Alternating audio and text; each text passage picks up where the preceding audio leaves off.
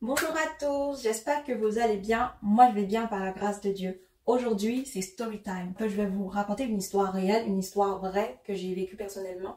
Et c'est pour vous édifier par rapport aux compagnies. Je suis arrivée dans le coin et j'ai un membre de la famille qui m'a dit, tu viens d'arriver dans le coin, tu es une jeune fille, je te présente à quelqu'un qui a ton âge et tout. Ben moi, j'étais ouverte. Déjà, à la base, moi, j'aime pas les amis parce que c'est que des problèmes. Mais j'ai dit, ok, pourquoi pas, parce que je suis seule. Peut-être que ça va m'aider à m'intégrer dans le coin et tout. J'ai accepté. J'ai commencé à fréquenter cette fille-là. On sortait, on allait dans des restaurants, on allait faire des activités.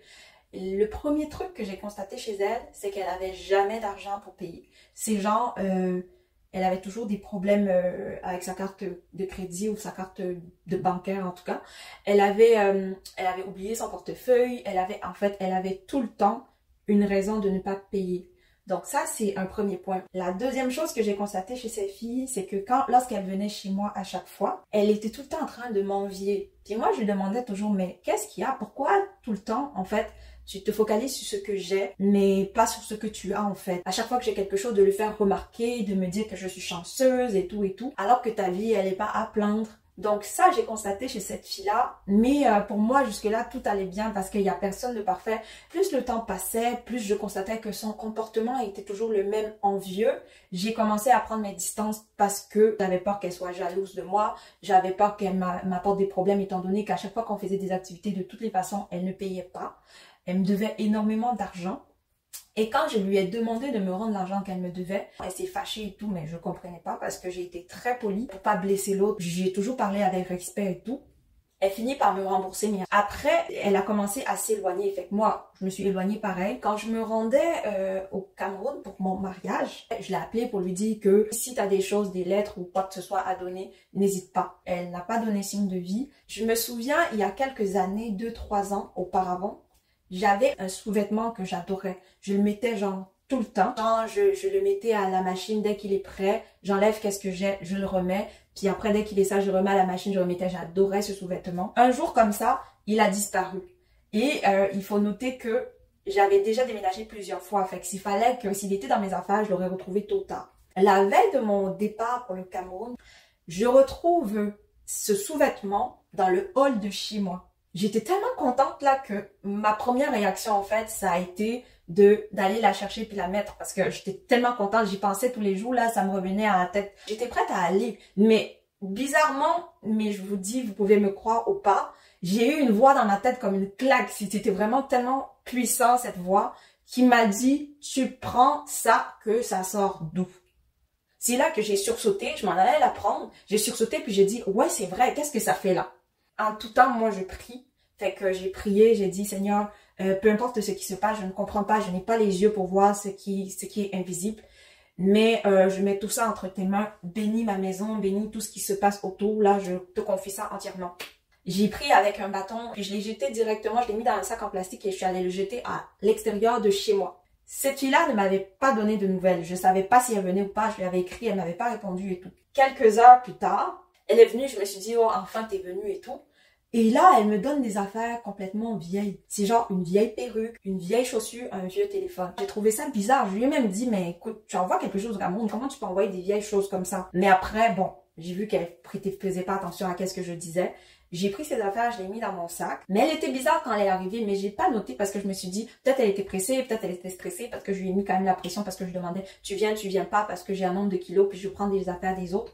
Donc je suis pas sûre d'avoir des kilos. J'étais obligée d'enlever mes propres affaires pour mettre ses affaires à elle, quoi. Des affaires tout pourries. En plus, moi, ça m'énervait. Mais j'ai pris sur moi, j'ai dit, c'est ma responsabilité, en fait. Et quand j'arrive donc au pays, les préparatifs du mariage et tout, je n'arrive pas, j'avais plein de paquets de plein de personnes. Tout le monde a eu ses paquets sauf cette fille-là.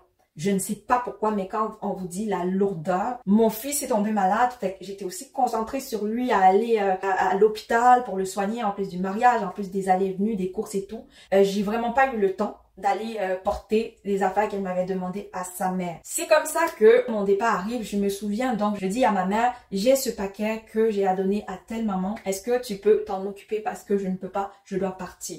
Ma mère, elle prend le paquet. Je pense qu'elle allait assez rapidement rendre le paquet à la maman de cette fille. Et quand je reviens, 2 semaines, je sais pas, 1 semaine à 2 semaines plus tard, elle m'envoie un message. Elle me maudissait, elle me disait que j'ai manqué de respect à sa mère parce que je suis pas allée porter le paquet moi-même en personne. Elle insistait beaucoup sur le moi-même en personne en fait. Je ne comprenais pas sa colère. Elle disait, ah, tu es mon amie, mais tu rentres, tu te maries et tu viens même pas, tu m'appelles pas pour me raconter qu'est-ce qui s'est passé et tout et tout et tout. J'ai répondu, j'ai dit, je suis désolée, j'ai pas pu aller rencontrer ta mère en personne parce que j'avais mon fils qui était malade, j'avais mon mariage à préparer. Donc malheureusement, je n'ai pas pu rencontrer ta mère, mais mon intention, c'était pas de lui manquer de respect. Donc, en tant qu'enfant de Dieu, moi, je lui ai dit, toutes les malédictions que tu proclames contre moi, au nom de Jésus, soient nulles et sans effet. Et qu'elle retourne vers toi parce que moi, je ne me reconnais pas dans les faits, donc tu m'accuses. Mon fils, il était malade. Et puis, je lui ai aussi dit que je ne suis pas obligée de lui raconter ma vie, d'autant plus que cette fille, je vous dis, je savais même pas si elle avait un copain. Je savais même pas ce qu'elle faisait dans la vie. Même la formation qu'elle faisait, c'était flou. J'avais aucune idée. J'ai compris que des fois, il y a des gens qui aiment garder leur vie pour eux. Donc, je me suis jamais mêlée. Ça ne m'intéressait pas. C'est donc après ça que j'ai fait un remind. Et j'ai mis tout ça en prière. Et petit à petit, en fait, mon cerveau a comme décliqué. Juste, la fille, elle n'avait pas l'intention de venir et j'ai trouvé un sous-vêtement que j'avais perdu depuis des années en sachant que cette fille, je pense c'est la seule personne en fait qui venait chez moi. Moi, j'ai pas d'amis et j'en ai pas besoin d'ailleurs. C'est la seule personne qui venait chez moi. Fait que ce n'est que elle qui aurait pu venir parce qu'elle avait l'autorisation comme elle était la bienvenue chez moi. Elle pouvait venir chercher mes sous-vêtements n'importe comment. Et la deuxième chose, c'est que je me suis rappelé aussi une amie justement qui se mariait et la veille de son mariage, quand on lui avait donné un sous-vêtement, elle l'avait porté. Après ça, elle est devenue un peu folle. Il a fallu qu'on la soigne finalement pour qu'elle se rétablisse. Et par la grâce de Dieu, elle a pu se marier et puis ça s'est bien passé. Là, je me suis souvenue de ça. J'ai dit, ah, ce sous-vêtement, en fait, ça venait de nulle part. C'est vraiment comme, c'est moi qui m'occupais de la maison. Fait que s'il y avait quelque chose, c'était à moi de savoir d'où ça venait. Elle insistait, elle m'a donné des affaires qui n'avaient pas de valeur pour que j'aille chez sa mère en personne, puis elle me fait des problèmes parce que je ne suis pas arrivée chez sa mère en personne. Et justement, il y avait aussi une fille qui avait raconté un truc dans le genre que son amie voulait qu'elle vienne en personne. En fait, il y a des rituels ou des affaires qui se passent pour qu'on vole tes chances. Il faut que tu sois en personne et volontaire en fait. Moi, je me dis, avec du recul, que en fait, c'est ça qui s'est passé. Parce que jusqu'à aujourd'hui, je ne comprends pas pourquoi la fille s'est énervée alors que sa mère a eu son paquet. Elle n'a eu aucune compassion quand je lui ai dit que j'étais au pays juste pour 3 semaines pour préparer un mariage. Mon fils, il était malade. Aucune compassion. Elle m'a même pas demandé comment va mon fils, rien. Alors que je lui avais rendu service.